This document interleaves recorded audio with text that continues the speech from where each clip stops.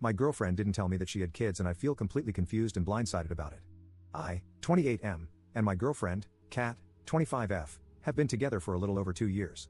Our relationship has been pretty awesome. She really lights up my life, and I adore her. Yesterday, I was helping Kat move to her new house. Everything was normal until the bottom of the box that I was carrying up to her room fell through, and it all ended up on the floor. Everything that was in the box was okay except for the small wooden/wicker box that split a little bit around the hinges for the lid. Because of the way the little box split, a photo had slid out. I opened the lid so that I could put the photo back in. I wasn't trying to snoop at all, but I decided to look at some of the photos. It was a lot of family, pets, and friends from different places and life stages. Then, I came across a few photos of Kat in a hospital bed holding 2 newborn babies, followed by more pictures of the babies. I kind of froze, and my stomach twisted. Kat walked into the room and saw me sitting on the floor with the baby pictures, and she looked horrified. We didn't say anything for a few moments, and then she sat on the floor in front of me and asked if I had any questions about what I had just found. I asked her if these were her babies, and she started crying while nodding yes. I felt myself getting angry, and I asked her why she would hide them from me.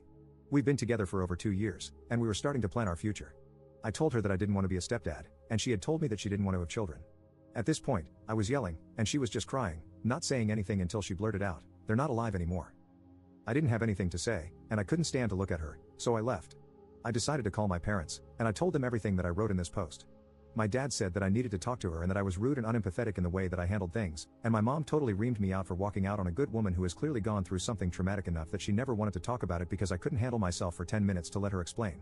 My best friend thinks that I'm justified though. She's been trying to call me and sending me texts asking to meet with her so that she can explain everything, but I just feel betrayed and confused. I don't know where to go from here. Update 1. I'm not sure how many people will be interested in this update, but I figure I'll put it up. On Monday night, shortly after having my rear handed to me by everybody in the comments and DMs, as well as my mom telling me that I'm not the son she raised, I decided to call Kat and ask her if we could talk about everything. She said yes, but that it's an in-person talk, so we made plans for me to go over to her place Tuesday evening. I couldn't focus on anything at work, so I cut my day short and went to her place earlier in the day. It was a difficult conversation. She told me about how she ended up in an abusive relationship when she was just under 18. She talked about how this man had so much control over her that she could hardly even breathe, and the vile things he would say and do to her. Eventually, he got her pregnant by force, and she wanted to terminate, but he basically locked her inside until she was too far along to do anything about it. The twins were born, and she knew that she needed to escape with both of them. She played happy family and did her best while she made arrangements and healed physically. Having twins gave her an excuse to have her mom come around to help with everything, including documenting and escaping. Everything was ready to go when the twins were 1 year old, and Kat was 20.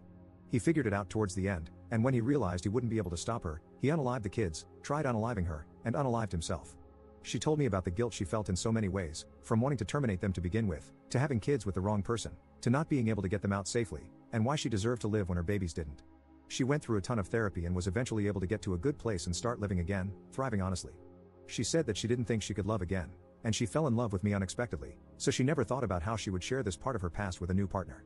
She found it easier and safer to just never bring it up but apologized for not telling me sooner. I told her that she has nothing to apologize for and that my initial reaction was unjustified. I should have stayed and talked to her. I shouldn't have raised my voice at her.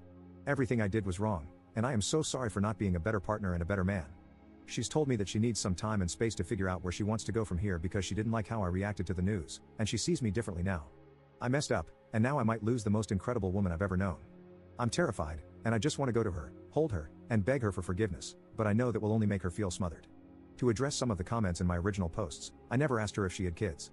I only asked if she wanted kids, to which she said no. She never lied, she just left out the horrible passing of her children, which I now understand.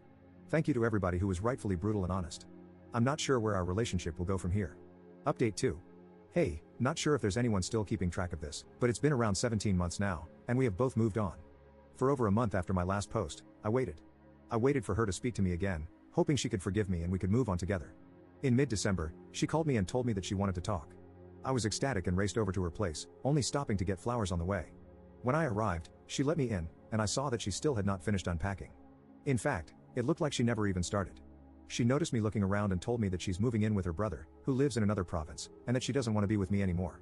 I begged and pleaded, telling her that she meant everything to me and that I would do anything to make things right. However, she stayed quiet, only shaking her head before saying that she doesn't feel emotionally safe with me anymore. She told me that if I had reacted differently when I found out about her lost twins, then she would have been able to move past this with me. But my reaction told her everything she needed to know. You made my traumas about you and your backwards feelings and reacted explosively over something that has nothing to do with you. How could I ever trust you to work through anything difficult? Then she asked me to leave. I put the flowers on the counter and left. A week later, She texted me to tell me she had a box of my things and I needed to come get them. When I arrived, the door was unlocked, and I walked inside.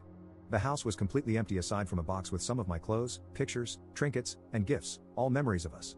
The flowers I brought her were wilted with a note that read, "Lock the door when you leave." Fast forward a few days, it's Christmas Eve, and I went over to my parents' place.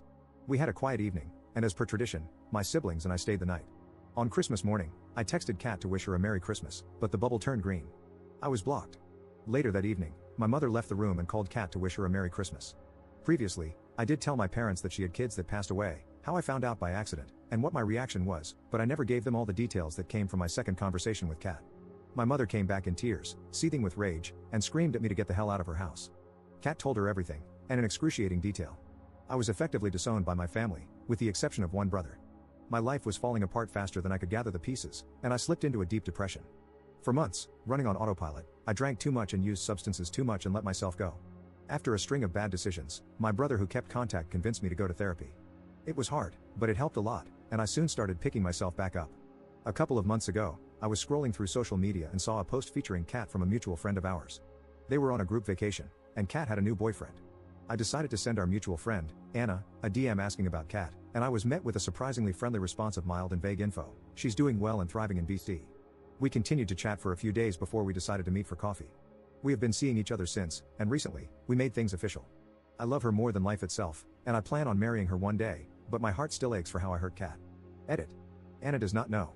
The story Kat gave her was that she fell out of love with me, so she ended it, and I never corrected her.